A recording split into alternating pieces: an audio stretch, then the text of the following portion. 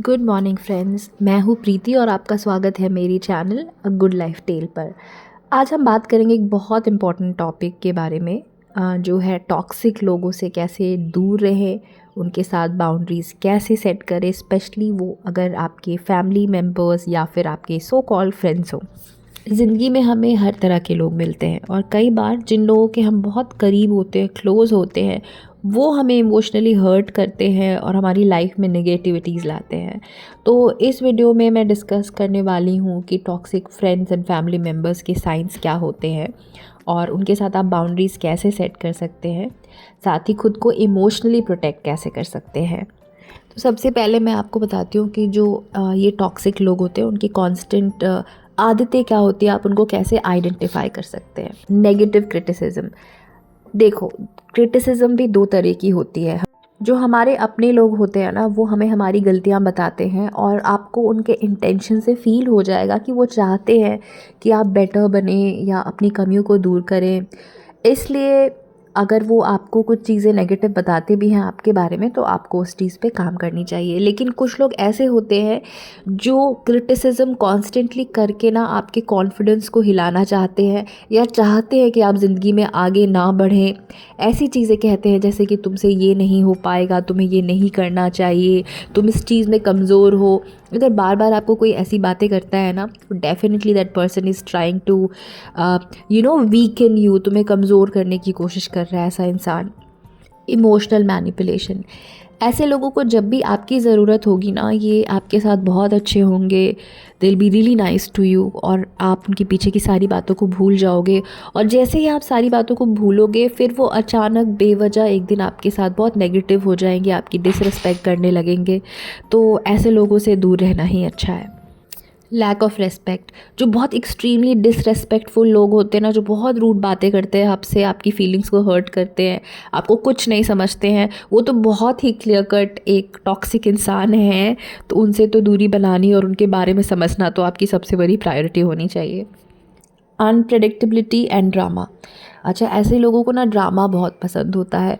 वो आपसे बेवजह रूठेंगे, तो कभी आपको मनाने की कोशिश करेंगे, कई बार अचानक से आपसे बातें करना बंद कर देंगे, तो कई बार इतना प्यार लुटाएंगे कि आपको बिलीव नहीं होगा कि इतना प्यार आखिर किस लिए।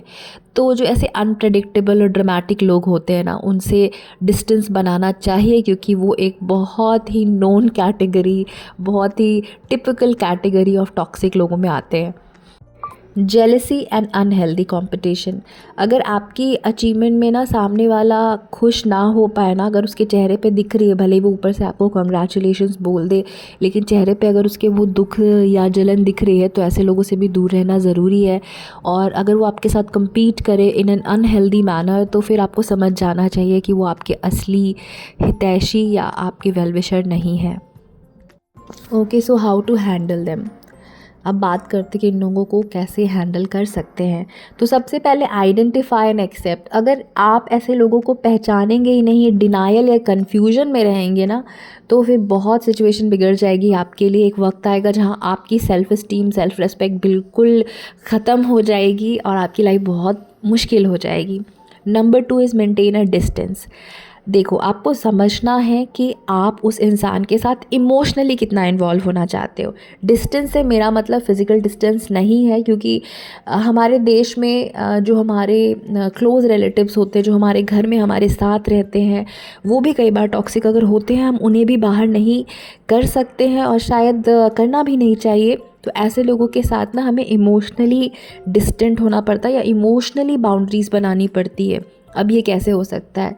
इसके लिए ना हमें अपना एक कॉर्नर बनाना होगा घर के अंदर, जहाँ आप सुकून से रह सके, जो मोस्ट लाइकली आपका रूम ही होगा। उस रूम में अपनी पूरी दुनिया बसाएं, ताकि जब भी आप उस रूम में रहें, आराम से आपको ना एक मी टाइम मिल सके उनकी टॉक्सिसिटी से दूर। इसके अलावा मान लो आप उनकी प्रेजेंस में भी पूरे घर में कहीं पर हो और सामने वाला लगातार आप पे टॉक्सिक कमेंट्स कर रहा है, तो इनको उनको कम अकल मान करके, उनको बच्चा मान करके, या उनको उनकी बातों को इम्पोर्टेंस ना दे करके ना हमें अपने काम को कंटिन्यू करना है और स्ट्रॉन्ग बनना होगा। इसके लिए अंदर से बहुत स्ट्रॉन्ग हो जाए, रिजिड हो जाए। जब आपको पता होगा ना कि आप एक्चुअली में कैसे हैं, कहने का मतलब ये है कि अगर आप अपनी इज़्ज़त खुद से करते हैं, अपनी नज़रों में अगर आप सही हैं, अच्छे हैं और आप अपनी रिस्पेक्ट करते हैं ना, तो सामने वाला जब आपको अननेसेसरी क्रिटिसिज्म देता है या अननेसेसरी ताने सुनाता है ना, तो आप उसको बहुत ज़्यादा पर्सनली नहीं लेंगे। पर ये प्रैक्टिस से आता है, अचानक से ऐसा नहीं होगा कि आप दूसरों की बातें सुनो और आपको कुछ फ़र्क ना पड़े, ये धीरे-धीरे होता है। एट मोस्ट अगर कोई ऐसा दिन हो जो आपके साथ रहने वाला कोई टॉक्सिक मेंबर आपसे कुछ ऐसी बात कह दे जो आपको हर्ट कर रही हो, तो एक अच्छा तरीका है, आप जर्नल कर सकते हैं या कोई आपके क्लोज़ है तो उससे शेयर कर सकते हैं। दिल में कई बार जब आप चीज़ों को रखे रहते हो बहुत टाइम तक, तो वो आपके लिए बहुत ही पेनफुल हो जाता है आगे जा कर के। तो उन चीज़ों को ना डिस्कस करके ख़त्म कर दे। उनकी बातों को दिल पे नहीं लेना बल्कि दिमाग पर लेना है। अब इसका मतलब क्या होता है? इसका मतलब ये होता है कि उन उस इंसान की ना वो पर्टिकुलर चीज़ जो है वो दिल तक नहीं पहुंचनी चाहिए आपके। उसको आप बहुत लॉजिकली सोचो कि वो इंसान आपसे ये क्यों कह रहा है। अगर वो आपको सिर्फ हर्ट करने के इंटेंशन से या आपकी लाइफ हेल करने के इंटेंशन से बोल रहा है, तो क्या आप उनको अपनी पूरी ज़िंदगी का रिमोट दे दोगे या उनको पूरी लाइफ की कहानी लिखने दे दोगे कि चलो मेरी लाइफ डायरेक्ट करो, मैं तुम्हारे हिसाब से ही जीऊँगी या जीऊँगा? नहीं, ऐसा तो नहीं होना चाहिए ना। हमारी कहानी है, हम उसके मेन हीरो और हीरोइन हैं, तो हमें अपनी कहानी खुद ही लिखनी है ज़िंदगी की। इसलिए अगर सामने वाला आपकी लाइफ को हेल करने की कोशिश कर भी रहा हो, तो आपको ये मन में स्ट्रेंथ लानी है, बार बार अपनी अच्छी चीज़ों को दोहराना है खुद से। तो जब भी वो कुछ नेगेटिव कहें, उसके काउंटर आपके पास अपने बारे में कुछ अच्छी बात होनी चाहिए जो शांति में बैठकर आप अपने आप से दोहराएं। उनको अवॉइड करने के लिए या उनसे डिस्टेंस बनाने के लिए अच्छे फ्रेंड्स बनाएं, अच्छी कंपनी रखें, जिन लोगों से आप ये चीज़ें शेयर कर सकें, जिनके साथ आप बाहर निकल सकें घर से।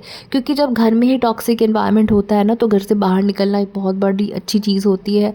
अगर आप एक करियर वुमन है, so that's amazing. In that case आपको हर दिन बाहर जाने मिलेगा और आप उन लोगों से, टॉक्सिक लोगों से दूर रह पाओगे। Communicate clearly. अब बाउंड्री सेट करने के लिए ना साफ साफ बातें होना बहुत ज़रूरी है। स्पेशली व्हेन अगर टॉक्सिक लोग आपके घर के अंदर ही हैं, तो आपको ना जो रिस्पॉन्सिबिलिटीज़ है उसको बहुत क्लियर कट शेयर करना हो। आपको ये नहीं सोचना है कि सामने वाला क्या सोचेगा।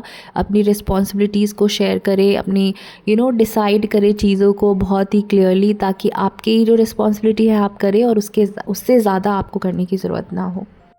जब टॉक्सिक लोग आपके फ्रेंड्स हो, नेबर्स हो, इन दैट केस वो बहुत आसान हो जाता है ऐसे लोग के साथ आप इन्वॉल्व होना कम कर दें। मैं बंद करना नहीं कह रही, क्योंकि अगर आप बिल्कुल कम्युनिकेट करना सबसे बंद कर देंगे तो आप ही अकेले पड़ जाएंगे। इसलिए अच्छा है कि आप उनके साथ एक बैलेंस सा रिश्ता रखें। आपको बहुत ज़्यादा सोचने की या उनकी तरह बनने की बिल्कुल ज़रूरत नहीं है, ना बदला लेने की ज़रूरत है, ना दुखी होने की ज़रूरत है। आपको करना बस ये है कि आप एक बहुत बेसिक फॉर्मल सा रिश्ता रखें और as a good human being जितना जेस्चर होता है वो ज़रूर अपनाएं, उतना ज़रूर करें, तो आप शांति में रहेंगे।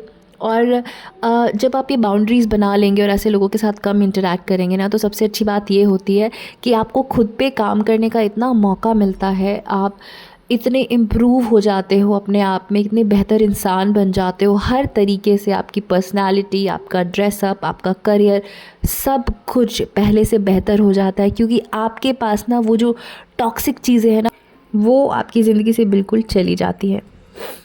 Work involves. अब इसका मतलब ये है कि आपको आपके बारे में जो खुद की परसेप्शन है ना, उस पे काम करना है। कई बार चीज़ें हमें दूसरों की बोली हुई कमेंट या ताने इसलिए बॉदर करते हैं क्योंकि कहीं ना कहीं हम भी उनकी बात से अग्री कर रहे होते हैं। मेंटली ना सही तो इमोशनली कहीं ना कहीं हमें लगता है कि हाँ, ये कमी हमारे अंदर है, हाँ हमने कोई गलती की है। आपने देखा होगा कि कई बार किसी सिचुएशन में जहाँ आपकी खुद की गलती नहीं है, तब भी आपको सॉरी फील होता है, गिल्टी फील होता है, और सामने वाले की बस एक बार आकर ये कहने की देरी है कि आप गलत हो, आप तो मान भी जाते हो। तो आपके साथ अगर ऐसा होता है ना, तो इसका मतलब आप लो सेल्फ इस्टीम के पेशेंट हो। आपके अंदर ना खुद को लेकर के बहुत ज़्यादा रिस्पेक्ट नहीं है, पहचान नहीं है खुद की। तो इसके लिए ना इनर वर्क करना पड़ता है। अपने आप को पहचानने के लिए ना एक डायरी लेकर के बैठे और अपने बारे में जो अच्छी चीज़ें हैं ना वो लिखो। और ख़ासकर अगर आपको कुछ रेपिटेटिव कमेंट्स मिल रहे हैं ना अपने बारे में, तो उन सारी चीज़ों को लिखो और उनमें से देखो कि कौन सी चीज़ है जो क्योंकि कई बार उनमें से कुछ कमियां हमारे अंदर होती हैं और वो चीज़ें वो जो शॉर्ट कमिंग्स होती है या कमियां होती है वो इतनी बड़ी नहीं होती है। सामने वाला इतना एग्जैजरेट करके या बड़ा बना के हमें बता रहा होता है ना कि हमारे मन में वो चीज़ बैठ जाती है कि हम में कुछ कमी है या हम गलत है। तो ना बैठ के एनालाइज़ करो कि कौन सी कमी मेरे अंदर है, कौन सी मेरे अंदर नहीं है, और ऐसी कौन सी कमियां हैं जिन पे मैं काम कर सकती हूँ और किस पे काम करना ज़रूरी नहीं है या काम करने से भी वो चीज़ चेंज नहीं हो सकती। तो ऐसी चीज़ों को जाने दो, और जो कमियां आपके अंदर है ही नहीं, तो नेक्स्ट टाइम जब आपको कोई ऐसा कमेंट करेगा ना तो आपको खुद पता होगा और आप बस एक मुस्कुराहट के साथ वहाँ से निकल जाएंगे। आपका ना दिल जलेगा ना आपको दुख होगा। तो ये थे मेरे बिलीव्स या learnings from my experience in past. I hope कि आपको हिम्मत मिलेगी इन टॉक्सिक लोगों से दूर रहने में और बाउंड्रीज़ मेंटेन करने के लिए। आई होप आपको ये वीडियो अच्छी लगी होगी। यूट्यूब पे और भी बहुत सारी ऐसी वीडियोस अवेलेबल है, आप ज़रूर देखो और सीखो उनसे। आपके सपोर्ट के लिए बहुत बहुत थैंक यू। आपको ये वीडियो अच्छी लगी हो तो प्लीज़ लाइक करें और शेयर करें अपने उन दोस्तों से जिन्हें इस वीडियो की ज़रूरत है। मेरे चैनल को सब्सक्राइब करना मत भूलिएगा। आपसे मिलूँगी नेक्स्ट वीडियो में। तब तक अपना ख्याल रखें और पॉजिटिव रहें। Bye bye.